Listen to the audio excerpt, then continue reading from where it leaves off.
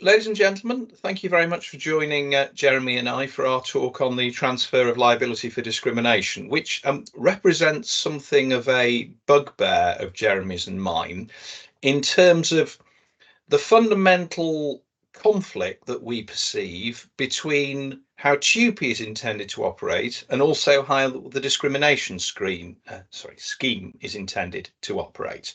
So in terms of the overview of issues that we're going to address, I'm going to begin by addressing what Jeremy and I perceive as the core tension which exists between those rights. I'm then going to look at the statutory scheme of discrimination because it's important to understand how the statutory scheme operates, because it opens up the question of how that sits with TUPE. I'm also going to look at the statutory scheme of TUPE and the authorities which have interpreted how transfers of rights and liabilities happen. I'll then hand over to Jeremy, who will deal with post-transfer discrimination and the transfer of vicarious liability. And then at the end, I will be reviewing the question box, and if any questions arise, we'll seek to deal with them at the end. So, the core tension which exists. The core tension effectively is between two overarching policy objectives. Take TUPE. What is it there to do? TUPE is there to protect the rights of workers, but recognise its purpose is not to improve those rights, it's to safeguard them. And following Alamo Heron, there was a recognition that the purpose of TUPE is not unduly to limit an employer's ability to conduct their business, and there needs to be a fair balance struck between the interests of the worker and the interests of the transferee. Contrast that with discrimination.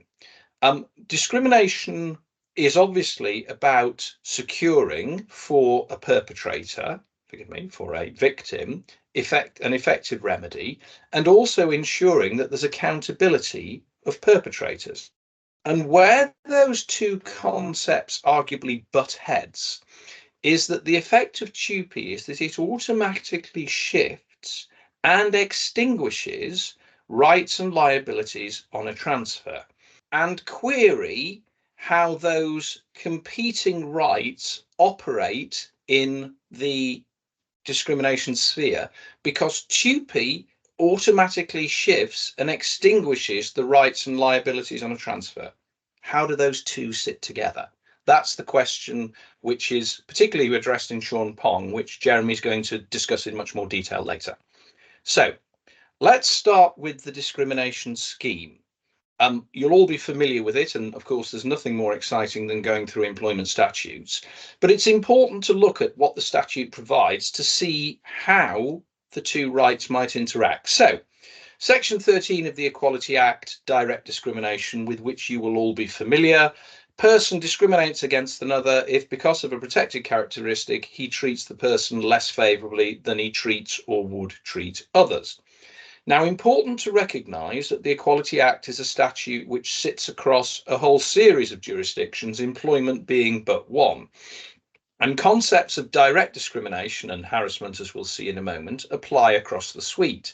They're rendered unlawful in the employment sphere by specific provisions, which we'll look at in a moment.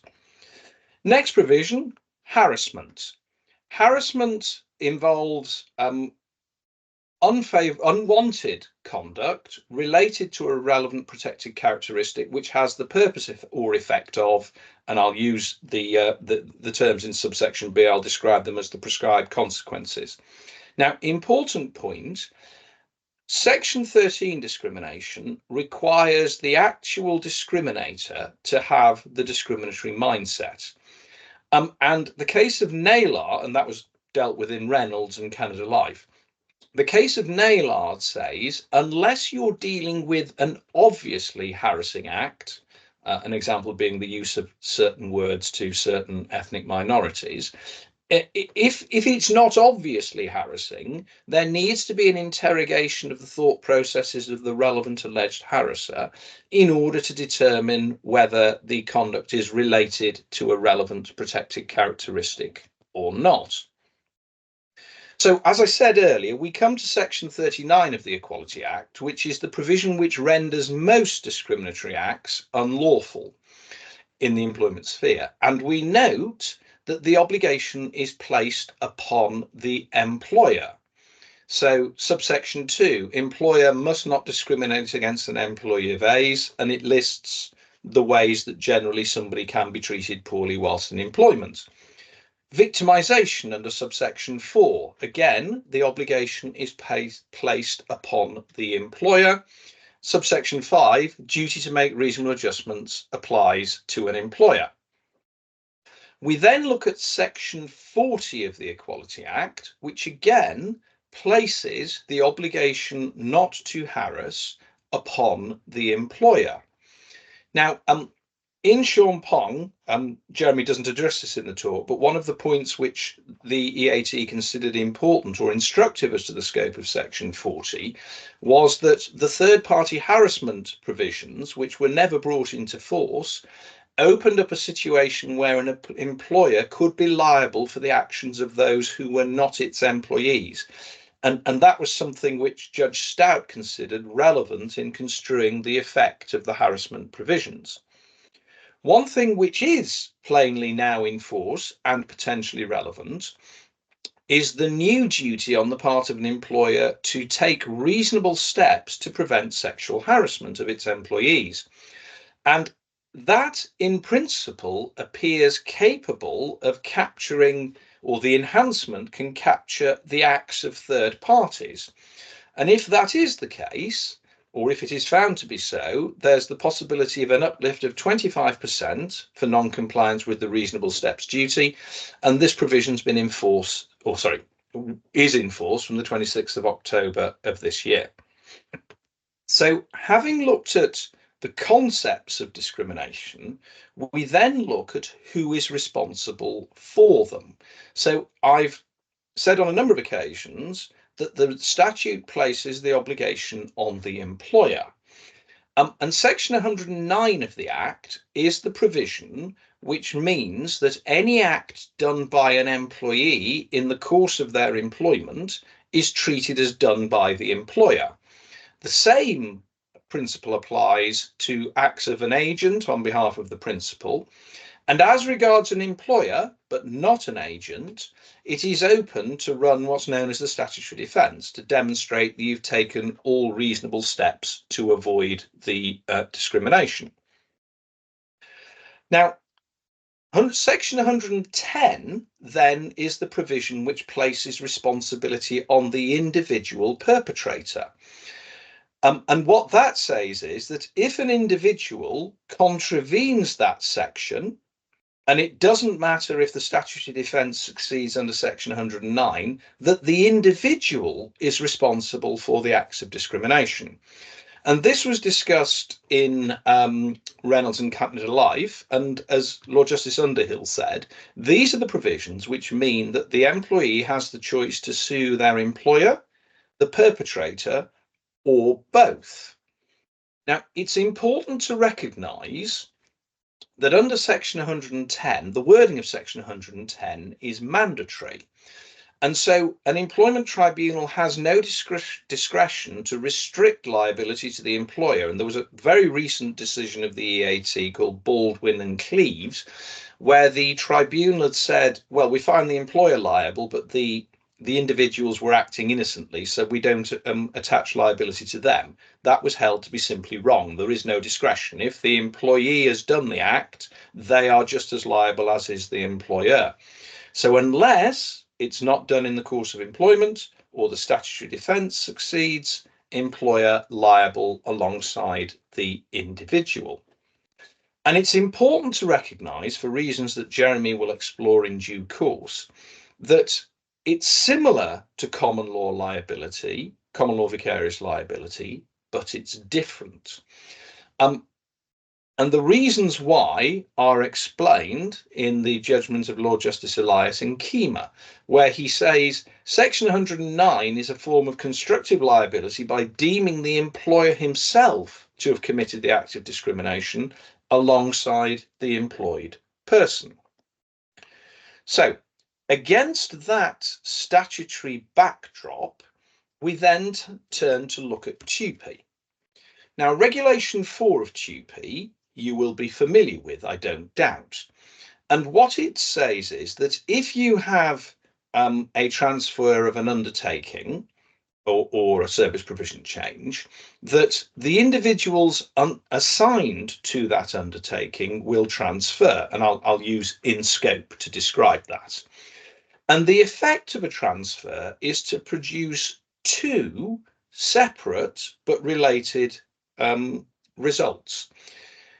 You'll see at 4.2a, all the transferor's rights, powers, duties and liabilities under or in connection with any such contract should be transferred by virtue of this regulation to the transferee. Secondly, any act or omission before the transfer is completed or of or in relation to the transferor in respect of that contract or to a person assigned to that organised grouping of resources or employees should be deemed to have been an act or omission of or in relation to the transferee. So separate but similar concepts, all rights, powers and duties and liabilities and all acts pre-transfer are attributed to the transferee. So what is the application of Regulation 4? Well, as I said, you need to be employed by the transferor at the date of the transfer. You need to be assigned to the organised grouping of employees or resources transferred, or the Litster extension, you would have been so employed, but for being dismissed solely or principally by reason of the transfer. So, as I said, there's two separate routes. Let's look at the first of them and what the authorities have determined them to mean. So the 4.2a route is the transfer of rights, powers, duties and liabilities under or in connection with an in-scope contract. Now, on the face of it, that is a broad obligation, and it has been held to include tortious claims, for example, a breach of a duty of care in Barnardone, statutory torts, including under the Occupiers Liability Act, also in Barnardone, and then in a particularly policy-driven element of the application of this. And it's interesting, there are a lot of policy related decisions or considerations which impact in this area. That rights against third parties which are sufficiently closely connected also transfer. In Barnardone, it was the right to an indemnity under the transferor's policy of insurance, effectively because if there weren't such a transfer, the claimant would be left with a remedy against an individual who doesn't have insurance and the claim might not be met. It also involves a transfer of contingent rights, and Baker and British Gas is an example of that, where the accident was pre-transfer and the injury was suffered post-transfer, but that was held to be something which transferred across. It also covers other statutory rights, for example, a collective redundancy award. Now, there are competing authorities on this point. Kerry and Kreber is an English EAT decision which says that a collective redundancy award does transfer. There's a Scottish decision, TGWU, which says that it doesn't, but the conclusion of the EAT in Alamo Group was that the better view was that collective consultation obligations did transfer. A similar view was taken about TUPE consultation awards prior to the provisions brought in TUPE in 2006 dealing with joint and several liability, and we'll look at those in a moment. Another example of something which transfers is the obligation under the National Minimum Wage Act to maintain records of employees' wages for 3 years. That was held to transfer from the transferor to the transferee and to extinguish the obligation on the part of the transferee. Now we look at the Regulation 4.2b route. Remember, this is that the acts of the transferor are attributed to the transferee. And mere impact on employees is not sufficient for the 4.2b route to apply. The test is one of sufficiency of connection. So, for example, in Svenska, the obligation of an employer to make a contribution to the trustees of a pension fund, or to continue funding to the trustees of a pension fund, was not sufficiently connected and was not attributable to a transferring contract, and so consequently it was ineffective to transfer those rights. But the scope of 42B is considered in more detail in Sean Pong, and that's something with which Jeremy will deal in short order. So the effect of 42B is effectively to create a dual deeming effect. So under section 109 of the Equality Act, the act of the employee is deemed to be the act of the employer, and under 42B, that act is deemed to transfer to the transferee from the transferor. And it is possible, and indeed legal or lawful, to rely on 42A and 42B in the alternative. And DGM and Nicholas is an example of an authority where the 42A route was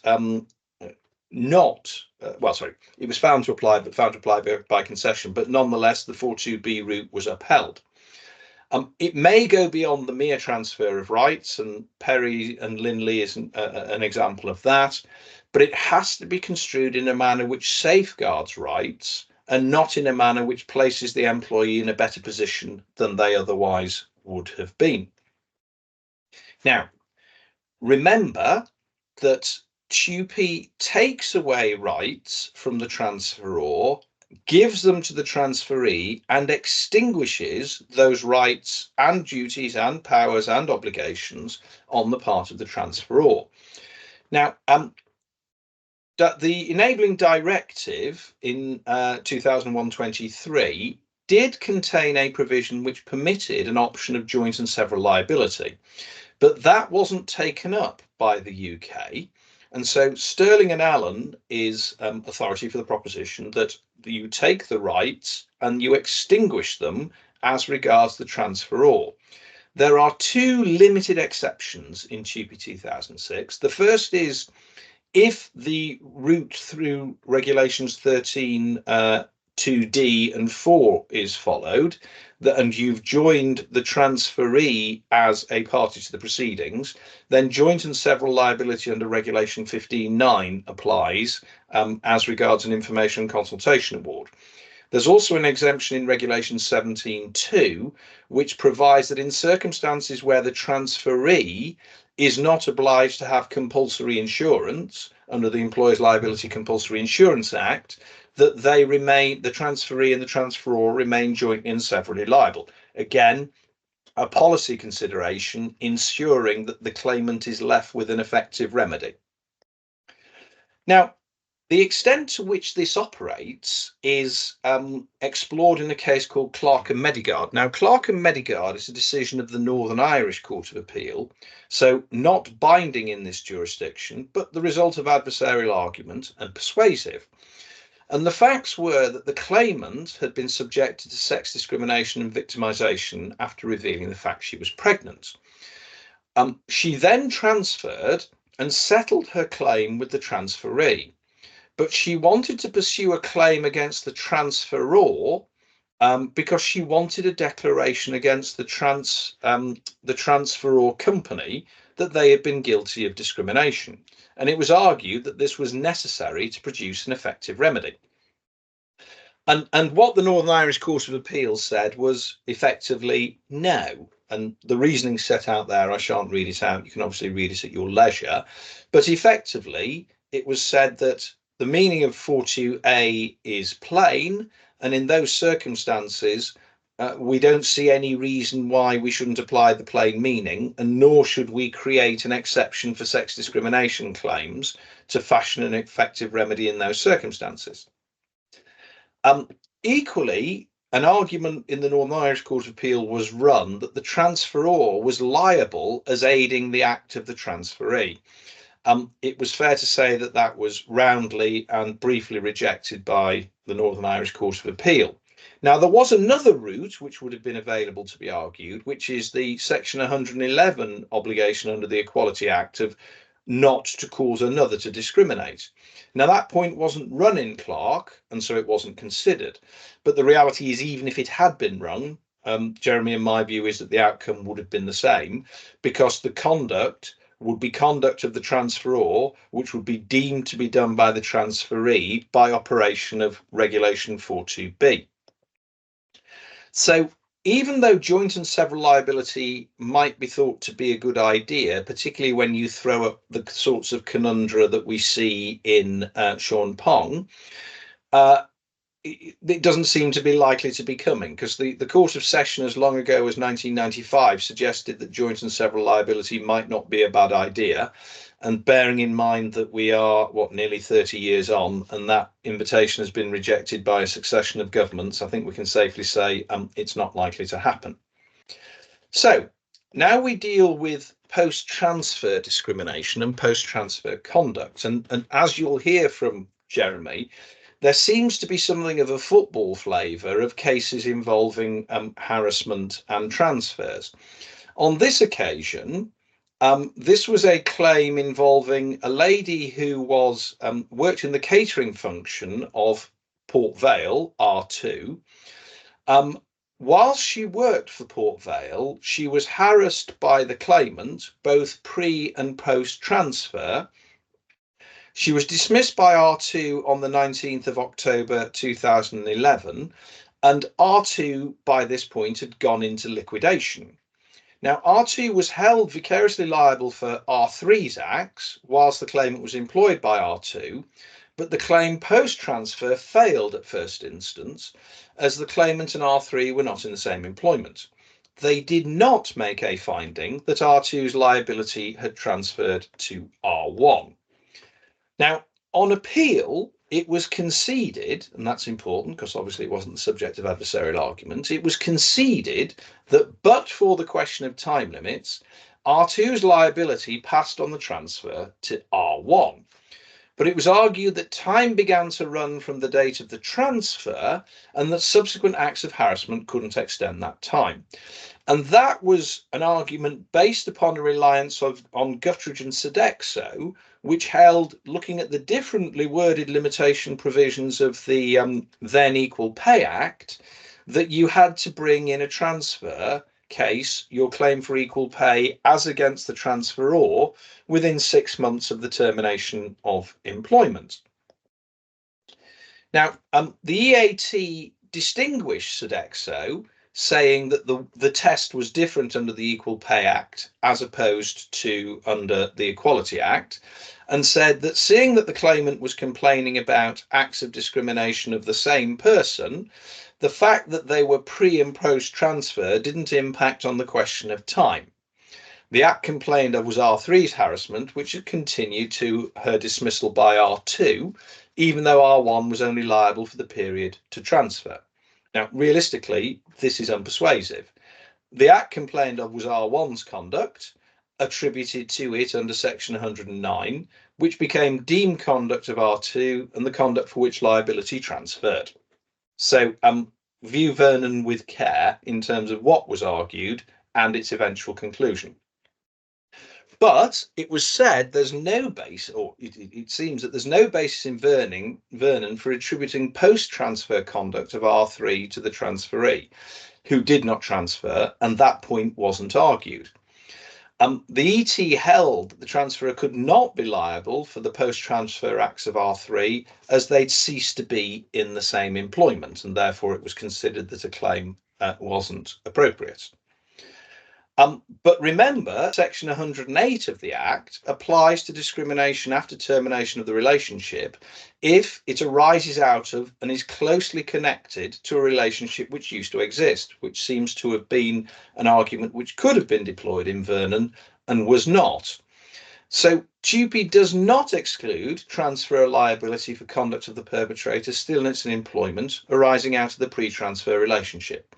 Otherwise, if that were right, transferred employees have less protection than they had left than had they left other than by a TUPE transfer.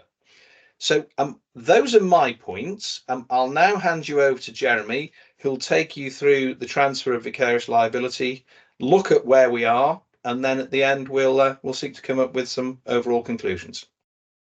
So, the question.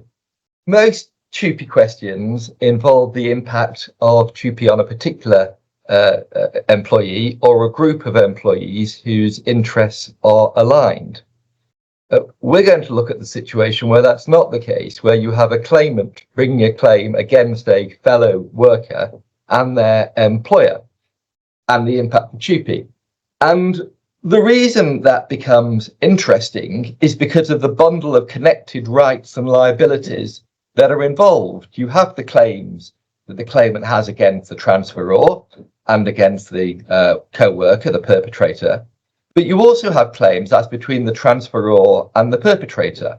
If the perpetrator has been involved in discrimination or harassment, there may well be, likely to be in case of direct discrimination harassment, a claim of breach of contract, probably for breach of a duty of fidelity or express duties, by which the transferor may seek to recover the losses from the claimant's claim or take disciplinary action or dismiss for repudiatory breach.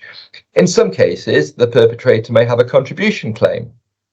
For example, if they've been dealing as manager with a disciplinary matter, perhaps dismiss somebody which is then alleged to be discrimination arising from disability, and there's been organisational knowledge of there's something arising which they've not been alerted to by the transferor. And then overarching is the question of directors and officers' liability insurance and how that goes. Now, pay particular attention here to the claim of the claimant against the transferor and the breach of contract claim by the transferor, because they're in balance. The loss is suffered by the transferor on the claimant's claim and recovered potentially against the perpetrator.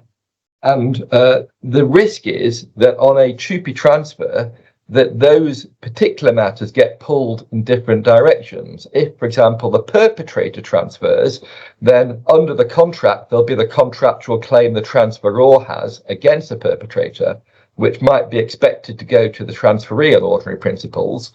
If the claim against a claimant is left behind, then the claimant is left behind, then the transferor suffers a loss but has no longer any right against the perpetrator.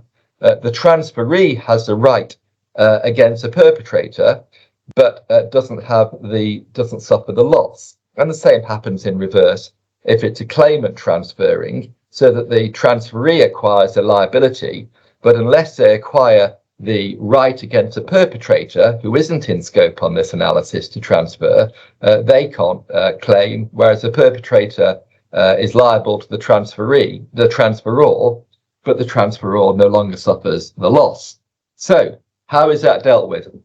Well, there have been a trio of cases which have considered the issues of vicarious liability.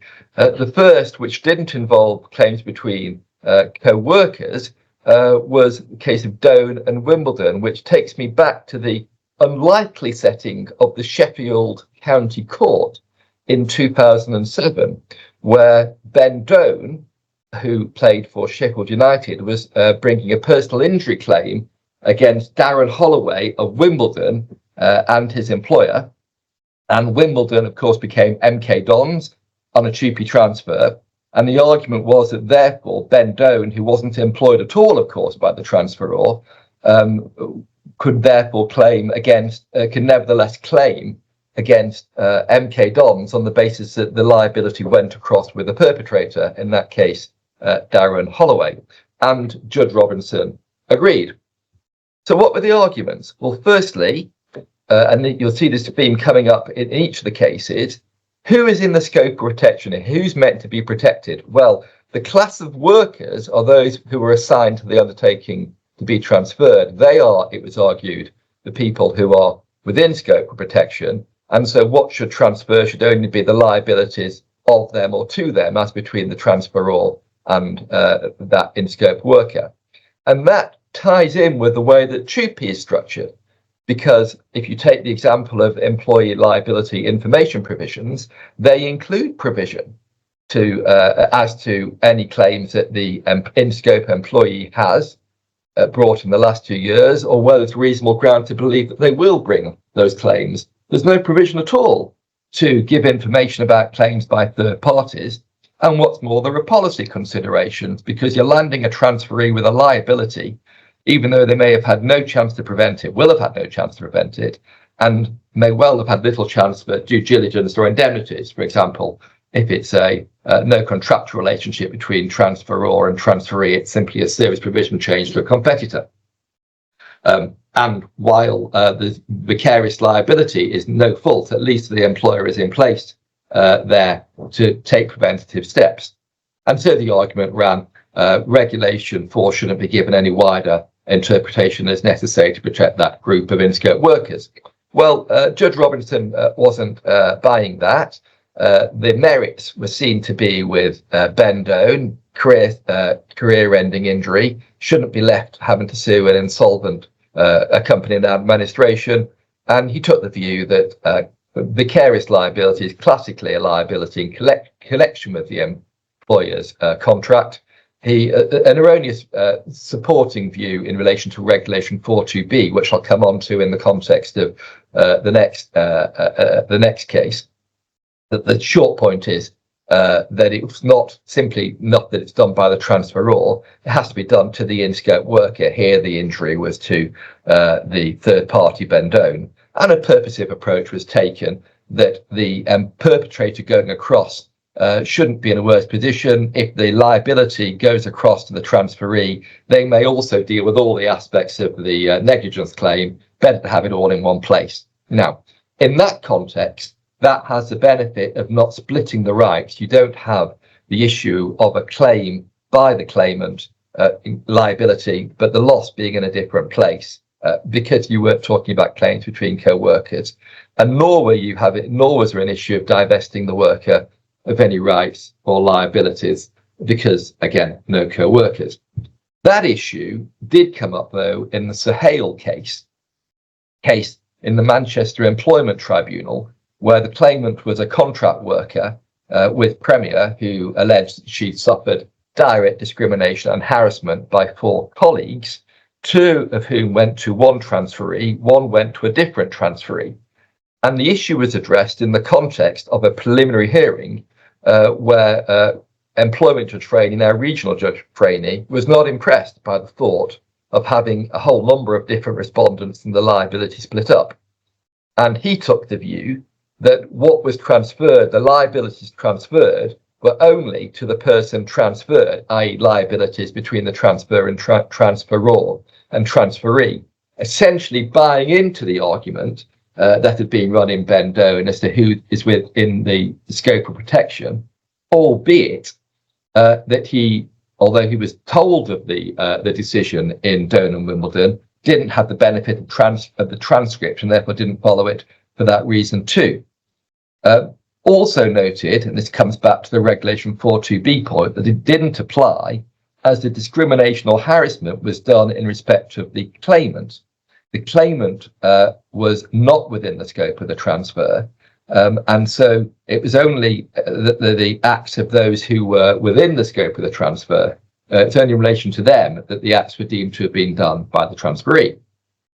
And that tied in with other considerations. Yes, you had the case of Bernadone, where, as Nick has described, you had the liability, the indemnity of the insurers transferring, but that was an indemnity specifically in relation to a liability between the transferor and the employee, and there were purposive factors too, that the insurance was there specifically to protect the employees, and the insurer who'd received the premium shouldn't get off effectively on a technicality in relation to that.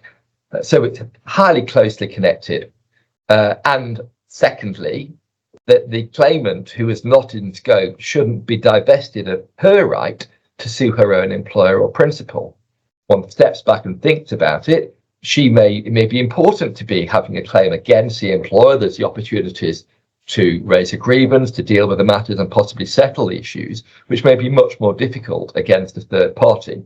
And on top of that, there's maybe a lack of clarity as to rights, because the TUPE information and consultation provisions do not work well if you're transferring if you're transferring rights affecting the claimant, who may not be identified as an affected party typically, may even not still be employed, so may not even know where the liability has gone to.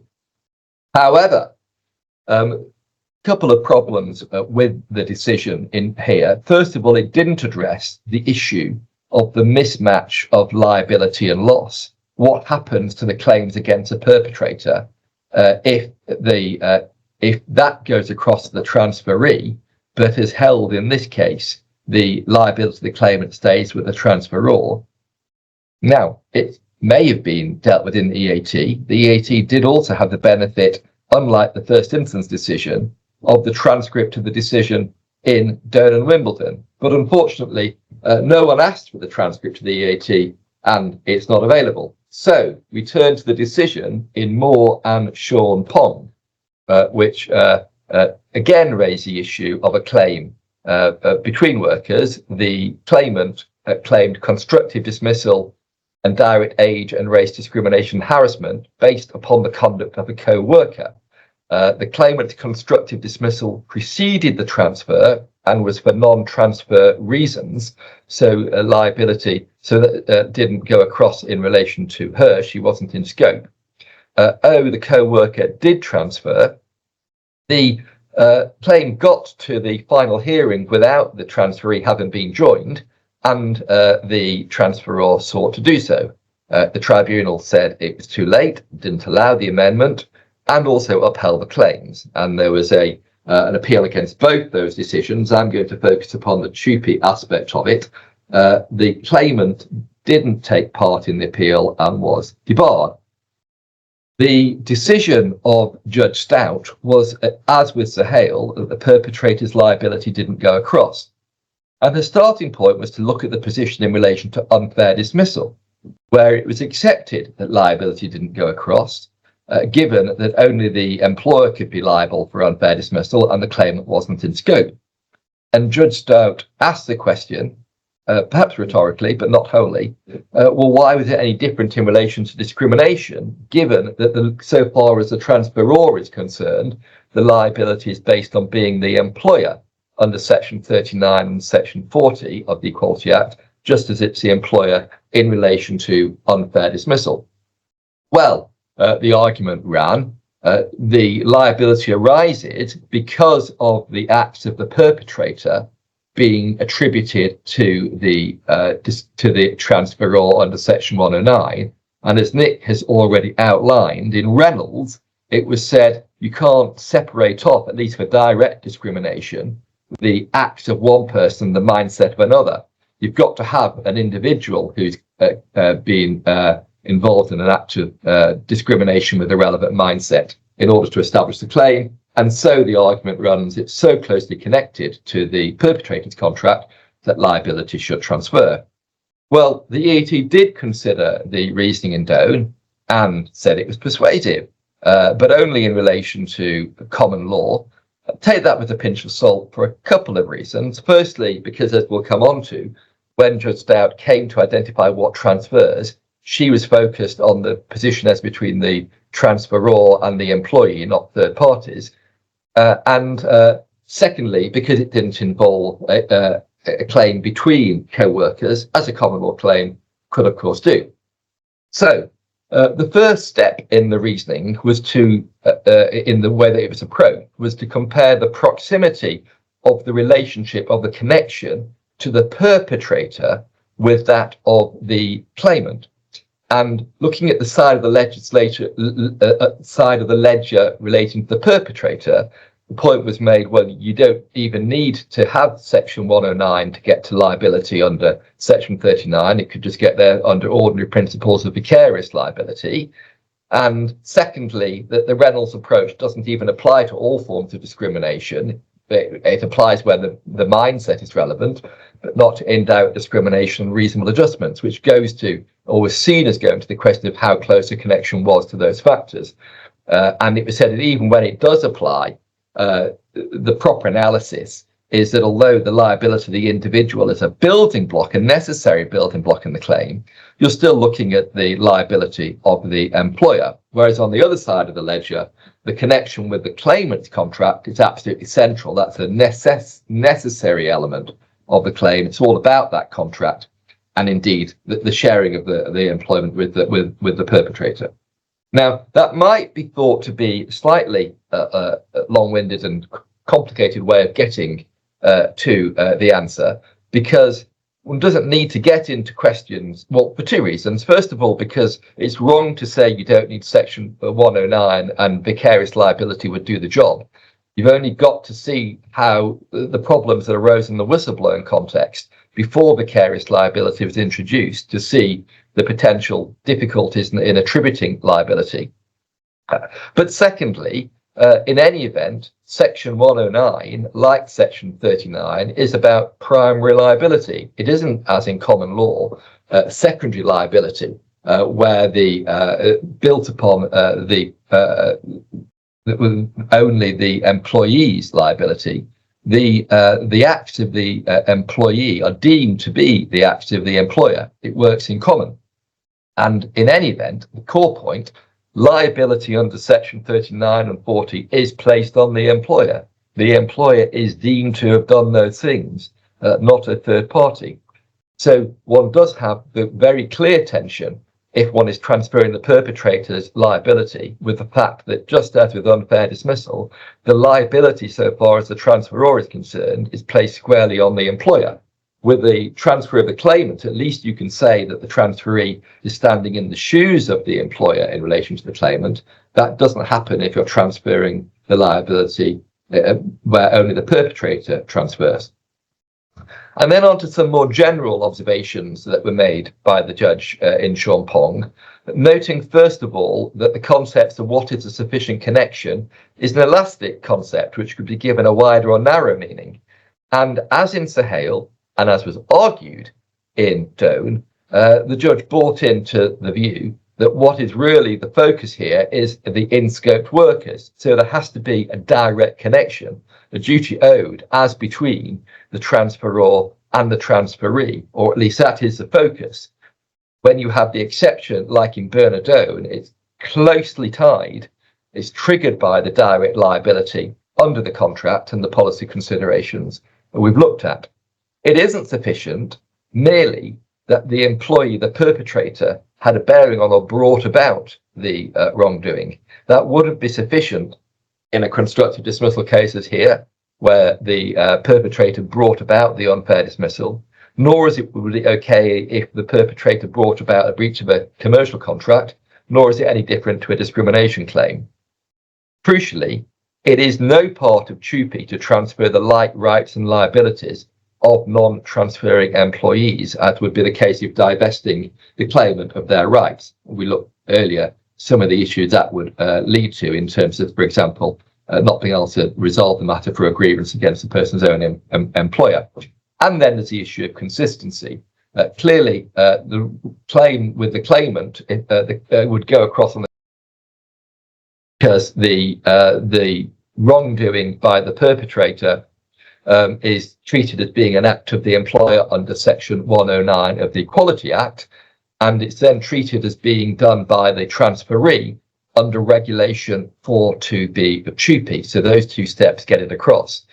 And having the liability only transferring with the claimant is consistent with that and not otherwise. And then the judge dipped her toes into the issues of the overlapping rights, but dipped her toes in only in relation to the potential of a contribution claim under the Civil Liability Contribution Act 78, and indeed saw that as an important point of distinction from the common law, because at common law there could be that claim, whereas in the tribunal, the Brennan case stands as authority for the proposition that you can't have the claim in the tribunal, firstly because the tribunal hasn't been given jurisdiction to deal with it, and secondly because in any event couldn't be such a claim in the ordinary courts because the references in the statute to an action and to assessment by a court were seen as only referring to the ordinary courts. Now, a point just to be careful about on the first limb of that, At the time, this was considered under the Sex Discrimination Act, where the tribunal's jurisdiction provision referred to a complaint of discrimination. Under the Equality Act, it refers to a complaint relating to a contravention. So one could say that a complaint for seeking a contribution relates to a contravention by the person from whom a contribution is sought. Although there were other aspects of the reasoning, such as the fact that the limitation provisions in the Limitation Act refer to civil proceedings. But in any event, the EAT recognised that the decision in Brennan was questionable in the light of another decision, Watson, in relation to indemnity where the insured, where the employer is insolvent, where first of all Brennan was referred to as controversial, and secondly the references to the court in that legislation were held to encompass the tribunal. Although there were different policy considerations, the legislation was about avoiding two sets of proceedings, and there was no doubt that there could be a claim against the insurer.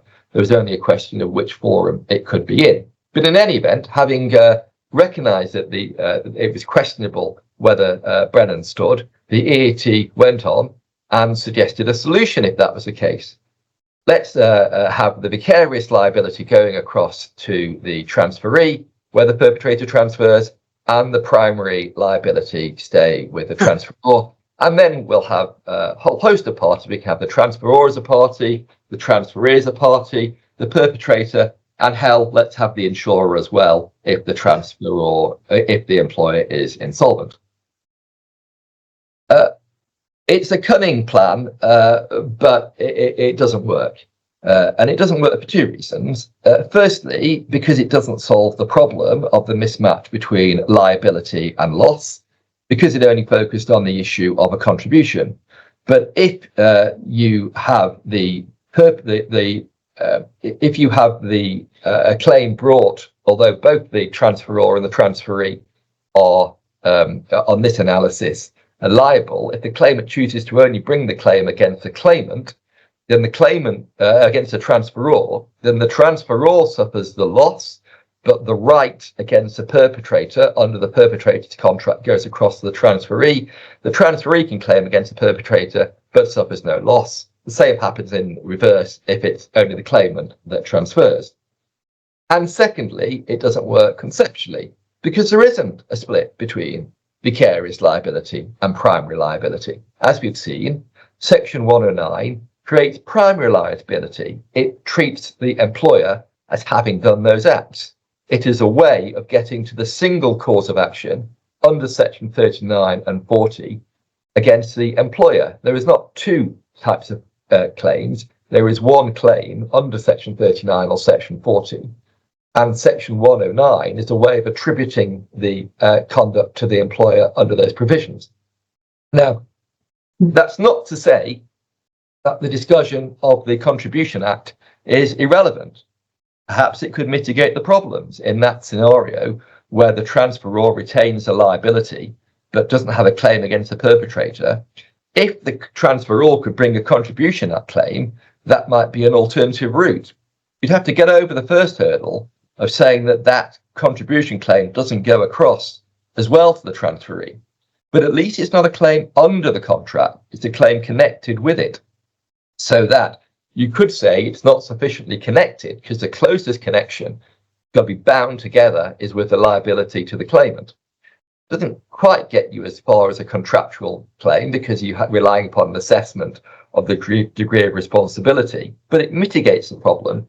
And if Brennan is also wrong about being able to bring the claim in the employment tribunal, then it's the possibility of having all these issues being dealt with within one forum, not dependent upon the claimant having brought a contractual claim. So where do we go? Well, proceed with caution, as the judge herself said, because there wasn't an adversarial argument. But proceeding cautiously, let's have a go. First of all, dealing with the situation of where the claimant transfers and the perpetrator does not. It's relatively clear that liability does transfer in that situation to the transferee. It would do so at least under Regulation 42B for the reasons we've identified, perpetrator's conduct attributed to the employer under Section 109, and attributed to the transferee under Regulation 42B because the claimant is in scope. Probably the same result under Section 42A as well. But then we have the problem: what happens to the claim against a perpetrator who doesn't transfer? Well, and therefore is not in scope. We're in a Bernadone type situation where the rights are closely tied together, but both the transferor and the transferee may need to rely upon them. The transferor may need to dismiss the harasser summarily. The transferee may need to sue the perpetrator. There has to be a sui generis solution. TUPE is quite good at that, as it does when, for example, the transfer rights can't be replicated and we have something of substantial equivalence. Need the same sort of thing here, where the rights go across only insofar as necessary to recover the loss. That is the only solution which accords with the objectives Nick outlined of safeguarding rights in the transfer and achieving a fair balance. The D&O insurance, like in Bernadone, would go the same way, with the issue identified in Zurich as to whether it would apply also to post-transfer liabilities up to the date of expiry of the indemnity insurance. What about the perpetrator? Well, we'd suggest that the arguments in Siddall and in Sean Pong are persuasive that liability shouldn't go across to if only the perpetrator transfers. That would be inconsistent with Section 39 and 40 imposing the liability on the employer. It would be inconsistent with the worker protection objective of TUPE to rip those rights away from the employer-employee relationship, and even take away the claimant's ability to object as applies where the claimant transfers. And it would be inconsistent with the structure of TUPE, which provides for liabilities to go across under Regulation 42B in relation to the in-scope, attributing the conduct of the in-scope employees to the transferee, and in tension with the limits of employee liability information and the information and consultation provisions, as already discussed. So you need again to have a sui generis solution, which mirrors that in relation to the claimant, that if the liability to the perpetrator, if the liability to the claimant does not go across, then in this instance you need to retain certain of the rights against the perpetrator, limited to those to recover the loss. Failing that, have a go with the mitigation I've suggested in relation to the contribution act. So what other issues? Well, there's still the common law of vicarious liability to be sorted out. There were some valid policy considerations in Doan in a case where you don't have a co-worker involved, to keep all those bound together rights together in the hands of the transferee by transferring both the claim of the claimant and the liability of the perpetrator. But can it really be right that you would have one rule when the claimant is a third party and a different where the claimant is the co-worker, and you have all the problems you've just outlined? That might suggest that there'd be a different solution to that in Doan, one similar to the statutory situation. Think about some other points. Who are the right parties? In a perpetrator transfer claim where it's not clear, you'd want to join the transferor and the transferee, determine the issue of the preliminary issue. You need to be thinking at the transfer stage about employer liability information. Remember, it doesn't cover claims to third parties. And think about indemnities where that is feasible, which it may not always be. Thank you very much,